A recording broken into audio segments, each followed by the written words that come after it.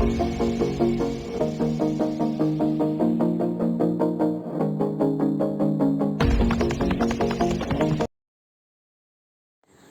Everyone, welcome back to Shy's recipes. இன்றைக்கி நம்ம சேனலில் ரொம்ப சிம்பிளான ரெசிபி தான், ஆனால் வந்து குட்டீஸ்க்கு ரொம்ப பிடிச்ச ஒரு ரெசிபி உருளைக்கிழங்கு வறுவல். ரொம்ப சூப்பராக டேஸ்டியாக எப்படி செய்யலான்னு பார்க்கலாம். வீடியோக்குள்ளே போகிறதுக்கு முன்னாடி எப்போவுமே நான் சொல்கிறதா, மறக்காமல் ஷைஸ் ரெசிபீஸ் சேனலை சப்ஸ்கிரைப் பண்ணிக்கோங்க.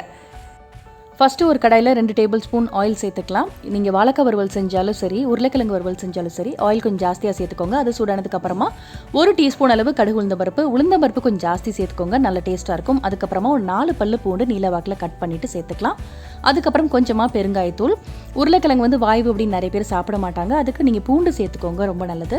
அதுக்கப்புறம் உருளைக்கிழங்கு நான் அப்படி நீல வாக்கில் கட் பண்ணியிருக்கேன். எப்போவுமே ஒரே மாதிரி சின்ன சின்னதாக கட் பண்ணுறதுக்கு இந்த மாதிரி டிஃப்ரெண்ட்டாக ஃப்ரெஞ்ச் ஃப்ரைஸ் மாதிரிலாம் கட் பண்ணி நீங்கள் வறுவல் செஞ்சீங்கன்னா குழந்தைங்க வந்து அதை விரும்பி சாப்பிடுவாங்க. ஷேப் நல்லா இருக்குது, பார்க்குறதுக்கு நல்லா இருக்குது அப்படிங்கிற மாதிரி விரும்பி சாப்பிடுவாங்க. இப்போ இந்த உருளைக்கிழங்கை சேர்த்துடலாம். இன்றைக்கி நான் ஒரு 300 கிராம் அளவு உருளைக்கிழங்கு வந்து இந்த மாதிரி கட் பண்ணிவிட்டு சேர்த்துருக்கேன். சேர்த்துட்டு இதை ஒரு நிமிஷத்துக்கு இதை கலந்து விட்டுக்கலாம். அடுப்பை மீடியம் ஃப்ளேம்லேயே வச்சு இதை கலந்து விட்டுக்கோங்க. நீங்கள் ஆயில் சேர்த்த உடனே, அதாவது கடுகு பருப்பு சேர்த்த உடனே நீங்கள் கருவேப்பிலை சேர்க்காமல் இந்த மாதிரி உருளைக்கிழங்கு சேர்த்ததுக்கப்புறம் சேர்த்து பாருங்கள். அந்த உருளைக்கிழங்குல வந்து அந்த கருவேப்பிலையோட ஃப்ளேவர் இறங்கி ரொம்ப நல்லாயிருக்கும். இது 1 நிமிஷத்துக்கு நம்ம கலந்து விட்டுக்கலாம். இப்போ இந்த உருளைக்கிழங்குக்கு தேவையான அளவு உப்பு சேர்த்துக்கலாம். உப்பு சேர்த்துட்டு ஒரு நிமிஷம் வந்து இதை மூடி போட்டு கலந்துட்டு மூடி போட்டு வச்சிடலாம். இப்போ அந்த உப்பு நல்லா பிடிச்சிக்கும். அதுக்கப்புறமா நம்ம மசாலாலாம் ஆட் பண்ணிடலாம். 1 நிமிஷம் நல்லா மிக்ஸ் ஆகிருக்கு பாருங்கள். இப்போ நம்ம மசாலா பொருட்கள் ஆட் பண்ணிடலாம். இப்போ வந்து ஒரு 2 பிஞ்ச் அளவுக்கு கரம் மசாலா சேர்த்துக்கலாம். அதுக்கப்புறம் பார்த்தீங்கன்னா சீரகத்தூள் ஒரு 1/4 டீஸ்பூன் அளவு சேர்த்துக்கோங்க. அதுக்கப்புறம் கொஞ்சமாக மஞ்சள் தூள், அதுக்கப்புறம் உங்கள் காரத்துக்கு ஏற்ற மாதிரி சில்லி பவுடர் ஆட் பண்ணிக்கலாம். சேர்த்துட்டு அடுப்பை வந்து சிம்மில் வச்சுருங்க. எப்போவுமே எந்த ரெசிபி செஞ்சாலும் மசாலா சேர்க்கும் போது அடுப்பை வந்து ஃபுல்லாக குறைச்சிருங்க. இந்த டிப்ஸ் எல்லாமே நான் வந்து பிக்னஸ்க்காக தான் நான் இதெல்லாம் சொல்கிறேன்.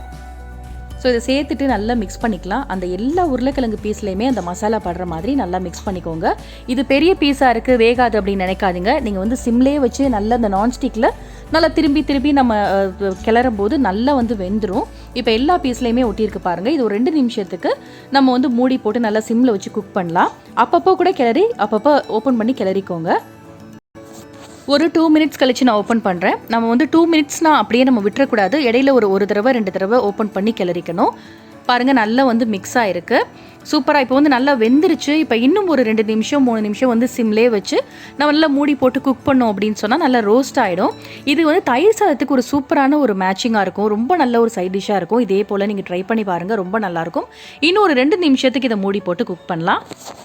இப்போ ஒரு 2 மினிட்ஸ் கழிச்சு நான் ஓப்பன் பண்ணுறேன். சூப்பராக ஒரு உருளைக்கிழங்கு வறுவல் ரெடி ஆகிடுச்சு. நீங்கள் ஒரு தயிர் சாதம், ரச சாதம், லஞ்ச் பாக்ஸ் ரெசிபிக்கு, சாம்பார் சாதம் எல்லாத்துக்கூடவும் ஒரு அட்டகாசமான மேட்சிங்காக இருக்கும். பொதுவாக உருளைக்கிழங்கு மட்டும்தான் வந்து குட்டீஸ் விரும்பி சாப்பிடக்கூடிய ஒரு காய்னு சொல்லலாம்.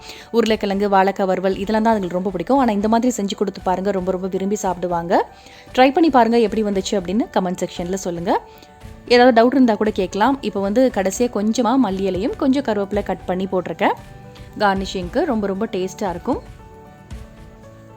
உங்களுக்கு இந்த ரெசிபி பிடிச்சிருந்துச்சு அப்படின்னா லைக் பண்ணி ஷேர் பண்ணுங்கள். இந்த மாதிரி ரெசிபிஸ்க்கு நம்ம ஷைஸ் ரெசிபி சேனலையும் சப்ஸ்கிரைப் பண்ணுங்கள். எப்பவுமே ஹாப்பியாக இருங்க, be positive, take care, thank you and thanks for வாட்சிங்.